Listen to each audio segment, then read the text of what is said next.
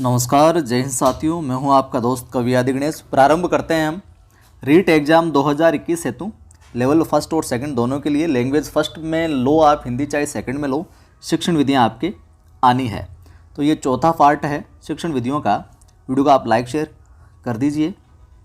प्रारंभ करते हैं। पहला सवाल, वह विधि जिसका प्रयोग चारों भाषाई कौशलों के विकास हेतु किया जाता है, दूरस्थ विधि, द्विभाषी विधि, अनुकरण विधि या फिर सूत्र विधि। तो क्या हो जाएगा उत्तर? उत्तर हो जाएगा यहाँ पर 3 नंबर, अनुकरण विधि। वो विधि कौन सी है? अनुकरण विधि है जिसका प्रयोग चारों भाषाई कौशलों के विकास हेतु किया जाता है। अब इसमें हम देख लेते हैं, इधर आती है, अब इसमें हम थोड़ा सा विस्तृत रूप से देख लेते हैं। जो पहली है अपनी दूरस्थ विधि। तो दूरस्थ विधि इस शिक्षण विधि के अंदर क्या होता है? दूर शब्द में क्या है? स्थ प्रत्यय। ठीक है, स्थ प्रत्यय के योग से दूरस्थ शब्द है जो बना है, जिसका अर्थ क्या होता है? दूर बैठना। यानी कि जब शिक्षक और विद्यार्थी, टीचर और स्टूडेंट है, जो आमने सामने न होकर भी शिक्षण कार्य में क्या रत रहते हैं, संलग्न रहते हैं, तो उसे क्या कहा जाता है? दूरस्थ शिक्षण विधि कहा जाता है। और दूरस्थ शिक्षा के इस विधि के जो उपागम है वो देख लीजिए आप। 6 उपागम बताए गए हैं, जैसे कि पत्राचार शिक्षा हो गई, बहुमाध्यम शिक्षा हो गई, गृह अध्ययन हो गया, स्वतंत्र रूप से अध्ययन हो गया, मुक्त अधिगम हो गया और टेली एजुकेशन हो गया। ये दूरस्थ शिक्षा विधि के उपागम हो गया। इसके बाद में दूसरी अपनी विधि है ये द्विभाषी विधि। इसके बारे में हम बात करें तो इसके जो प्रवर्तक थे वो थे सीजे डॉटसन। द्विभाषी विधि के प्रवर्तक कौन? सीजे डॉटसन। अनुकरण विधि हमने देख लिया। इसके बाद में आती है जो सूत्र विधि है, इसकी थोड़ी सी डिटेल आप देख लीजिए। पहली बात तो सूत्र विधि के अंदर यह है कि ये व्याकरण से उत्पन्न है, या यूं कहें व्याकरण शिक्षण के लिए बेस्ट है। और पाणिनि की जो अष्टाध्यायी है, इस विधि का निर्माण इसी से हुआ है। पाणिनि की अष्टाध्यायी का निर्माण सूत्र विधि से ही हुआ है, सूत्र रूप में ही हुआ है। ये किस प्रकार से चलती है? नियम से उदाहरण की ओर, या यूं कहें निगमन विधि का ही एक रूप है। और इस विधि के अंदर मुख्य तौर पे क्या होता है? नियमों को सूत्रों के रूप में रटा दिया जाता है, कंठस्थ करा दिया जाता है। ये हो गया अपना पहला सवाल। दूसरा सवाल देखिए, समवाय प्रणाली में शिक्षण होता है उत्तम लेखकों की रचनाएं पढ़कर व्याकरण का ज्ञान कराना, सभी विषयों का समेकित ज्ञान कराना, व्याकरण का अलग से सैद्धांतिक ज्ञान कराना, या गद्य व पद्य शिक्षण के साथ व्याकरण शिक्षण कराना।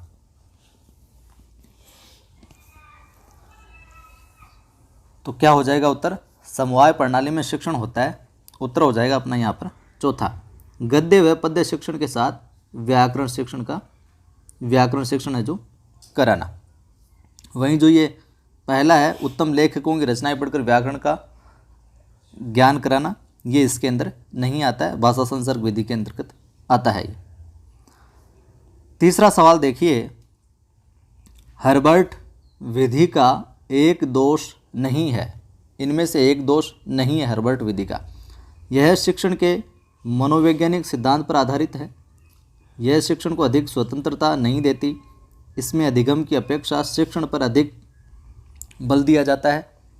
रसानुभूति वाले पाठों के शिक्षण हेतु अधिक उपयुक्त नहीं है।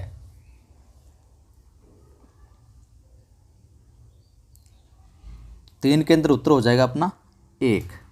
ठीक है, यह शिक्षण के मनोवैज्ञानिक सिद्धांत पर आधारित है, ये इसका दोष नहीं है। और हर्बर्ट ये विधि है, इसके अंदर प्रमुख रूप से 5 पदों का 5 सोपानों का जिक्र होता है। तो पूछ लिया जाए निम्न में से हर्बर्ट विधि का सोपान नहीं है, तो जो 5 सोपान है वो देख लीजिए आप। पहला आता है इसमें प्रस्तावना, दूसरा आता है इसमें प्रस्तुतिकरण या विषयोपस्थापन। ठीक है, तीसरा इसके अंदर आता है तुलना का सहयोग, तुलना। चौथा आता है इसमें सामान्यीकरण और 5वां आता है प्रयोग। तो आप इसको इस तरीके से याद रख सकते हैं। प्रस प्रस तुल सा प्रयोग, प्रस प्रस तुल सा प्रयोग, यानी कि प्रस से प्रस्तावना, फिर प्रस्तुतिकरण आ गया, फिर तुलना आ गया, तुलना का सहयोग तुलना आ गया, फिर सामान्यकरण आ गया, और पांचवा है जो इसके अंदर आ गया प्रयोग। तो ये हो गई हर्बर्टीय विधि। अगला देखिए चौथा सवाल, पढ़ना सिखाने के लिए साहचर्य प्रणाली का निर्माण किसने किया? फ्रोबेल, मोंटेसरी, जॉन डीवी या फिर मेंजिल?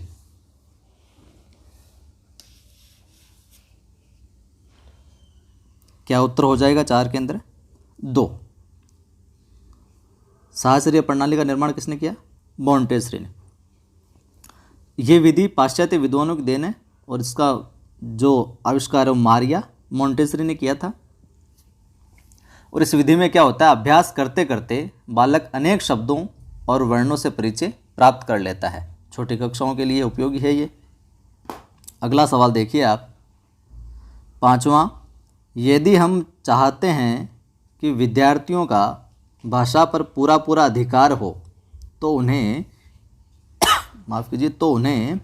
ऐसे लेखकों की रचनाएं पढ़ने को दी जाए जिनका भाषा पर अच्छा अधिकार है।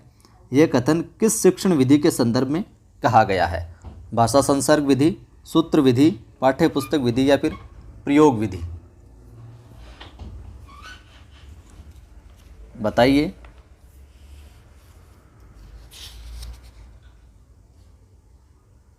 तो कौन सा उत्तर हो जाएगा? तो यहां पर अपना उत्तर हो जाएगा 1, भाषा संसर्ग विधि। और भाषा संसर्ग विधि के बारे में आप एक चीज़ और जान लीजिए कि इसके अंदर केवल भाषा के ज्ञान पर ही बल दिया जाता है, अन्य ज्ञान पर नहीं। इसमें उत्तम लेखकों, पुस्तकों, पाठ्य पुस्तकों इनको पढ़ाया जाता है भाषा के ज्ञान के लिए केवल।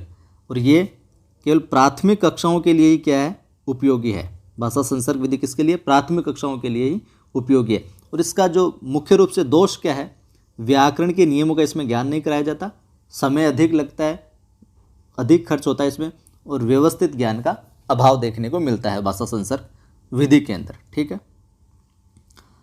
6ठा सवाल देखिए, इकाई किसी समस्या या योजना से संबंध जोड़ने वाली क्रियाओं की समग्रता या एकता को प्रकट करती है। इकाई विधि का ये कथन है। थॉमस एम रिस्क का है ये, मॉरिसन का है, या हर्बर्ट का है, या फिर हेनरी हेरप का है? बताइए।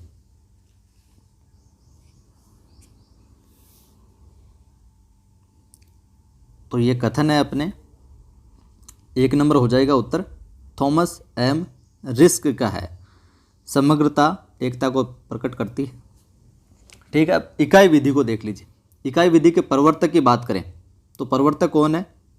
मॉरिसन, एच.सी. मॉरिसन प्रवर्तक है इसके, और इसको यूनिट सिस्टम भी कहा जाता है। ठीक है।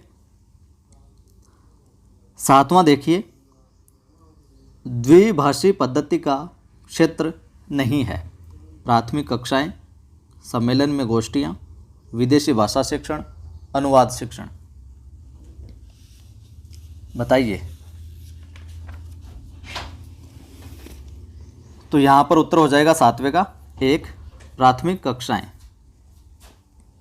8वां सवाल देखिए, शिक्षण विधियों के संदर्भ में कौन सा कथन सही नहीं है?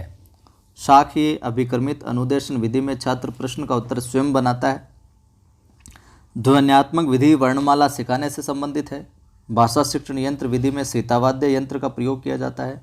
चौथा, व्याख्यान विधि में विभिन्न प्रयोगों में दृष्टांतों का उपयोग किया जा सकता है।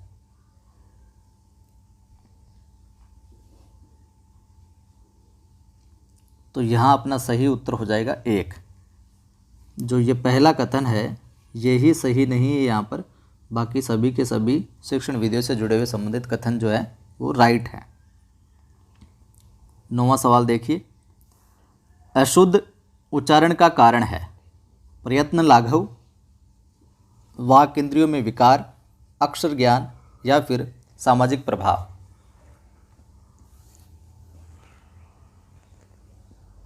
उत्तर हो जाएगा दूसरा, वागेंद्रियों में विकार या वाक इंद्रियों में विकार, यहाँ पर अशुद्ध उच्चारण का जो कारण प्रयत्न लाघव भी होता है, लेकिन प्रमुख रूप से ये भी दोनों दे दिए तो यहाँ पर इसको हम प्रमुखता देंगे। यहाँ पर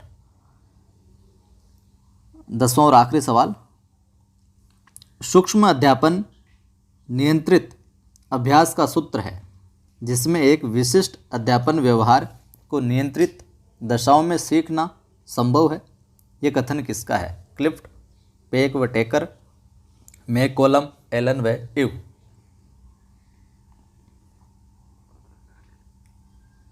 तो क्या उत्तर हो जाएगा? इस 10 के अंदर अपना 4 नंबर एलन व इव की ये परिभाषा है।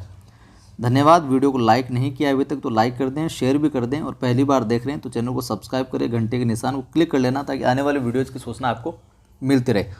रोज़ शाम 8 से 9 के बीच में SST की टॉपिक वाइज शानदार टेस्ट सीरीज़ अपलोड की जाती है, उसको भी देखें और मित्रों को शेयर करें। फिर मिलते हैं।